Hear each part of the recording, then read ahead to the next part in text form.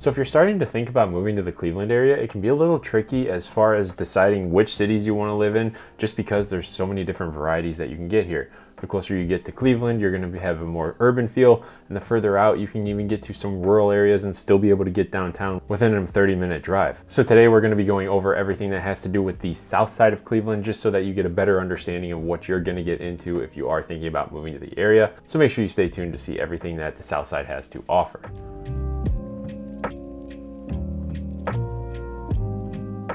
Now, my name is Sam Oler and I'm a realtor in the greater Cleveland area. So if you're thinking about moving this way, feel free to reach out to me. I help a bunch of people around here buy and sell houses every year. So no matter whether you're looking to do so in a few weeks or maybe even a few months, I've got programs that are going to make your life a lot easier depending on where you're at in the process. Now, jumping back into today's topic, which is going to be living on the south side of Cleveland, we are going to be checking out everything that it has to offer. Now, realistically, the same idea rings true where the closer you get to downtown, statistically, you're gonna find a little bit more crime and the areas are going to be a little bit cheaper. And as you work your way further away from the city, you're gonna go into the suburbs and then you're going to get into some more rural areas. So let's take a look at the map and see exactly what we are going to be working with. Now, here is going to be the greater Cleveland area, obviously. So when I say south side, that is the general vicinity that I'm going to be talking about.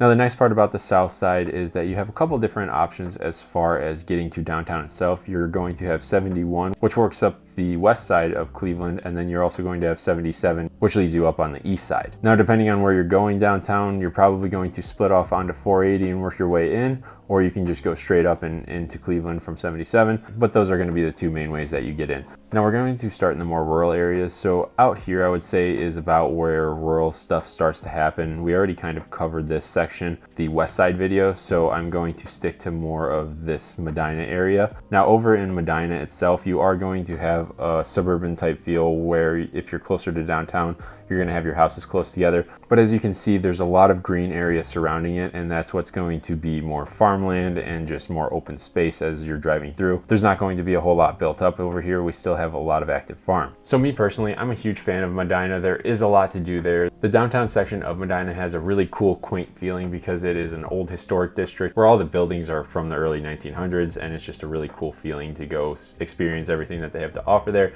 They've got different coffee shops, cafes, retail shops, and some pretty good restaurants, honestly. Now, as you start to work your way east, a lot of this stuff is going to consider themselves a part of Akron. So I'm not going to be covering as many of those because I don't really specialize in that area. As you start to work your way a little bit more north of Medina, you're going to have your Richfield, Hinckley, Brunswick area. And those areas are more suburban, but they have a more foresty feel, I would say, to them, just because there's a lot of rolling hills throughout there. You're within the Cuyahoga Valley National Park, which runs throughout this whole area, Peninsula, Brecksville, and Richfield. And this is one of the huge benefits of living on the south side, is just all of the outdoor activities that you have the ability to go to within a 10-minute drive. It's one of those places that is deemed by the government worth preserving. So if you live in the area or if you're visiting here, it's definitely worth going to check out. The hiking trails are really cool to go check out. You have a ton of different waterfalls that you can go work your way up to.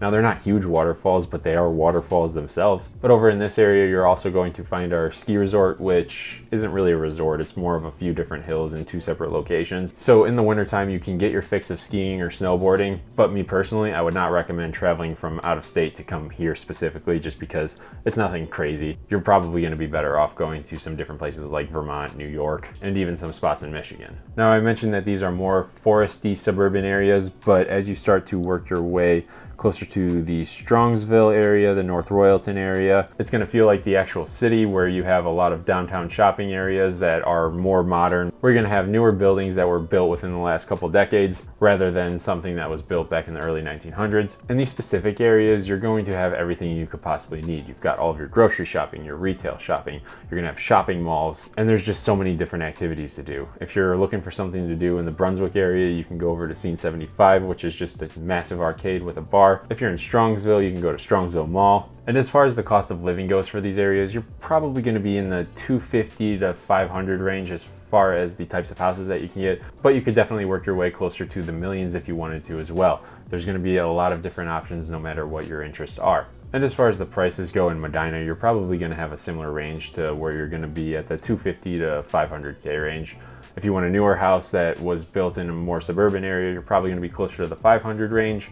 If you want a smaller house with a little bit of land, that's got the houses more separated, you could be closer to the 250 mark. Now, I will say that the one downside of living on the south side of Cleveland is that there's not as much to do unless you like doing outdoorsy stuff compared to the west side. The west side has a ton of different shopping centers, and you've got a little bit faster access to downtown Cleveland if you want to get to some concerts, but realistically the drive from the south side to Cleveland isn't super bad. It's just going to take you a little bit longer to get there. Now, I normally base my opinion on the city based off of what the school district is doing as far as their rankings. And pretty much all of the suburbs that surround Cleveland on the south side are going to have some pretty decent schools. Medina Highland is ranked on the higher end of schools around here, and that competes with some of the stuff you're going to find over on the east side, but that is a totally separate video. And Strongsville, North Royalton, Brunswick are all great options as well. Now, moving into this more northern area, which is going to be your Berea, Middleburg Heights, Parma, Seven Hills, and Independence.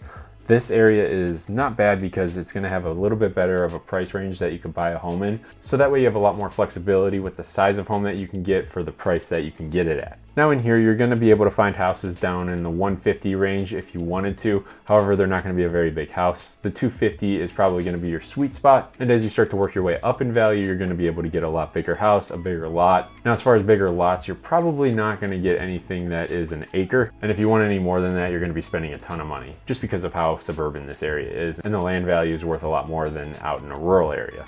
Now, over in Berea, you're going to have a pretty cool downtown area over by Baldwin Wallace University. Now, this area is a little bit more historic as well, so you're going to have a pretty cool setup where if you walk around downtown, you're going to have quick access to a bunch of different stores and bars, restaurants, and a few other things throughout. And as you work your way further south, you're going to have Coe Lake Park, which is an outdoor recreational area that you can go access. They have a lake that you can fish at, some walking trails, and they even put on events for the community to come together and hang out and get to know each other as well. As we start to work our way over into Middleburg Heights, this area is going to be a pretty decent area as far as all the shopping that you're going to need to find. You've got very fast access to a bunch of different things over in this area. This is more of the commercial area where you're going to have Southwest General Hospital. And then if you're looking for a good restaurant to go to, Brew Garden is always a good option. Working our way further east into the Parma area, I would probably say that Parma is going to be ranked the worst as far as schools go in this area, just because they've been rebuilding quite a bit lately. The school district is comprised of 2 schools at the time of filming.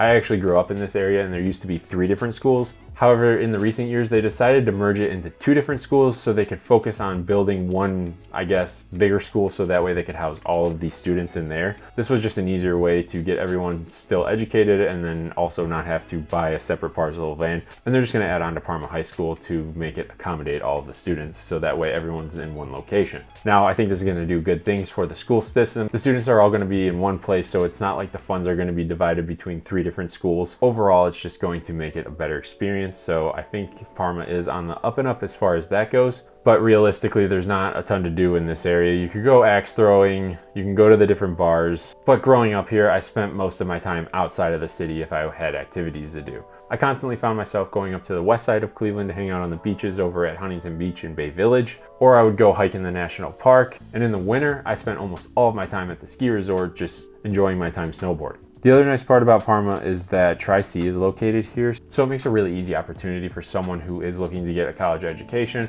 but not pay those crazy tuition prices. The other nice part about this being in the area is that the people who live here, the students at the high schools, have the ability to actually go take some classes at the college as they start to finish up their high school courses, so that way they can get ahead in the college section if they want to. Now, I took advantage of that while I was there, and when I went to college, it made it a lot easier for me because I was able to just skip ahead a little bit and not have to take all of the same classes. And when it came time to graduate, my last semester in college was a lot easier because I didn't need to fill up my schedule because I had already taken some of the classes that pushed me ahead. Now, Parma has a pretty harsh stop, which is going to be Brook Park Road, right south of 480. And if you live anywhere within this area or like south, you're not going to have a whole lot of highway access and into 480, so it's going to take you about 15 minutes to get to the highway itself. And same with if you need to go over to 77, it's just not an easy path to get to the highway. And that's not really the case with the majority of the other suburbs in Cleveland. Pretty much get to the highway very quickly, no matter where you're at. Moving into Seven Hills and Independence, you are going to be grouped into the Parma school district, so they don't have their own schools in this area.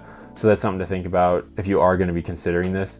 And I consider the Cuyahoga River to start to lead into the east side. So I'm not going to be going over Garfield Heights or Bedford, Maple Heights, any of that stuff. I'm just going to follow this river up north. Now, as we start to get into the Brooklyn, Old Brooklyn, Lyndale area, this is where areas are going to start to get a little bit cheaper as far as the value goes. You can find houses commonly between that 100 and 250 mark. These areas are going to be part of Cleveland schools, and those aren't ranked super well. So if you're wanting to move this area and be in a more urban setting, you might want your kids to go to the Montessori school if you want to get them a more specialized education. Or if that doesn't matter to you, this spot could be a good area to be in. They have a lot of good stuff that's coming up. You've got a lot more coffee shops, boutique stores, and stuff like that popping up. So it's going to feel a little bit more like Ohio City and Tremont in the sense that the community is growing as a whole. Now, it's not quite where it needs to be. If you are starting to look in this area, I would suggest checking out a crime room map just to see what you can expect if you are thinking about considering this as an option. Now, me personally, I don't hate the area, but I am a suburban boy at heart, so the urban feeling isn't quite for me. And the closer we get to downtown, the heat map is going to be a little bit more red as far as the crime areas go. So it's just a little something as far as what to expect. But the general rule of thumb is the closer to the city you are, the more crime there's going to be. As you start to work your way out, the cities are going to get better and better. Now, I already went over this Tremont and Ohio City area in my West Side video, so definitely go check that out if you are interested in the more urban feeling of those areas. But I hope this general overview of the South Side was helpful as far as understanding the different areas. I think something very important to note on the South Side of Cleveland is that you're going to be part of Cuyahoga County, and there the taxes are pretty high. You could escape the RETA tax that we have here by being a part of a township, but that's really the only way to get out of it. And if you go onto Zillow or your preferred home search site, you can check out what your price range is theoretically going to be, and you can see what the property taxes on those are, and take a look at a similar value home in Medina County or Lorain County, and you can get an idea as far as the savings that you could get if you go to one of those different areas. Now, I would say that the cutoff is probably going to be this North Ridgeville area, Columbia Station. I think Valley City is a different. Brunswick is going to be Cuyahoga County, but Hinckley is going to be over this way as well, so it is not part of Cuyahoga County. So you're actually going to be a part of Medina County there, so it like works its way back up and then down and around and back over and up. Cuyahoga County is kind of all throughout here, where out this way you start to change into Lake County. But anything south of here is going to be Medina County. Out here you're going to have Summit County, and here you are going to have Lorain County. Same with up in this area, it still kind of follows up through there. But Westlake and North Olmsted are the cutoff, and North Ridgeville is going to be Lorain County as well. So if you are starting to think about moving, there is a few different ways that you can save on your taxes and just the different areas that you're going to want to live in. Now, I am not by any means against Cuyahoga County. I've lived here almost my whole life, and it's a great spot to be. However, it is kind of a pain in the butt now that I'm an adult and I have to pay taxes. So if you're starting to think about moving to the area, definitely reach out to me. All of my contact information is down in the description. And if you have questions, I'm going to be able to help you out a lot easier than Googling some of this stuff. It gets a little bit tricky when you start to think about the specialized questions that you are going to have. It's not always super easy to find on there. Now, if you find yourself down in the description trying to reach out to me, or maybe checking out some of my other social media, before you go, click that like button because it's going to help me out a ton, and subscribe, and that's going to keep you up to date with everything that's going on in the greater Cleveland area as far as events and things to do and just the general real estate market. So with all of that being said, I'm going to leave the video there. I'll catch you in the next one.